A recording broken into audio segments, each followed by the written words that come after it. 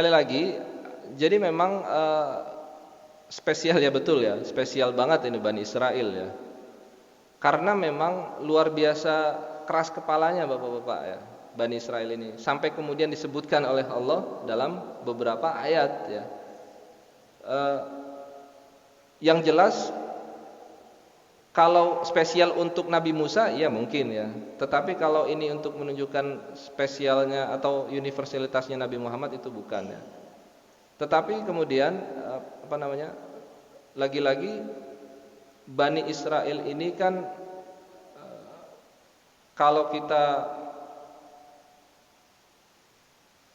meminjam ya teori tentang kisah dalam Al-Qur'an itu kan sebetulnya tidak penting itu kisah yang ada dalam Al-Qur'an. Yang terpenting adalah ketika kita menemukan suatu kisah, kita betul kembali ke masa lalu, tetapi kita terapkan ke kehidupan modern. Sebetulnya itu yang diinginkan dari kisah dalam Al-Qur'an ya. Termasuk Bani Israel tadi ya.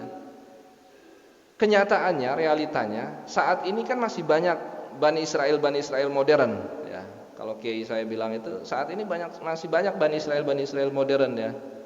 Yang koruptor ya, yang kemudian keras kepala ya, kemudian yang dan lain sebagainya.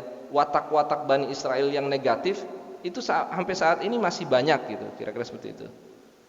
Maka kemudian termasuk rajanya, Raja Fir'aun ya. Maka kemudian kisah Bani Israel itu memang sengaja di highlight oleh Allah ya. Itu karena memang sampai sekarang masih banyak, Pak. Realitanya itu masih banyak ya. Maka kemudian yang terpenting dari kisah dalam Al-Qur'an sebetulnya adalah bagaimana kita mengimplementasikannya dalam kehidupan modern ya. Supaya tidak ada lagi itu Fir'aun modern, supaya tidak ada lagi itu namanya Bani Israel modern. Kurang lebih seperti itu ya. Tapi wallahu alam ya. Yang jelas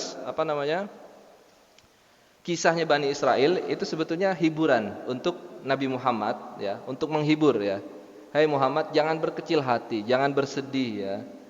Umatmu ya yang begitu banyak disiksa ya, umat Nabi Muhammad banyak juga yang disiksa ya, tidak sedikit yang menjadi syahid ya. Tetapi itu tidak ada bandingannya dengan apa yang dialami oleh Nabi Musa ya. Nabi Musa perlawanan Bani Israel itu kan luar biasa ya. Sampai detail sekali diceritakan dalam surat Al-Baqarah terkait dengan wataknya Bani Israel yang luar biasa keras kepala sekali ya. Bahkan ya rajanya itu ya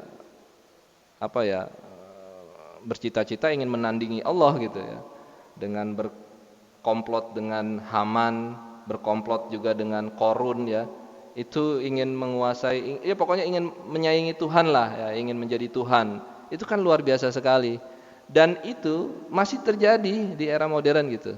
Maka kemudian tidak heran kemudian ini menjadi penting ya. Kisah Bani Israel itu ketika kita terapkan dalam kehidupan modern masih kita temukan praktek-praktek yang dilakukan oleh Bani Israel ya, oleh Raja Fir'aun, oleh penguasa-penguasa yang zalim dan lain sebagainya. Kurang lebih seperti itu, Pak.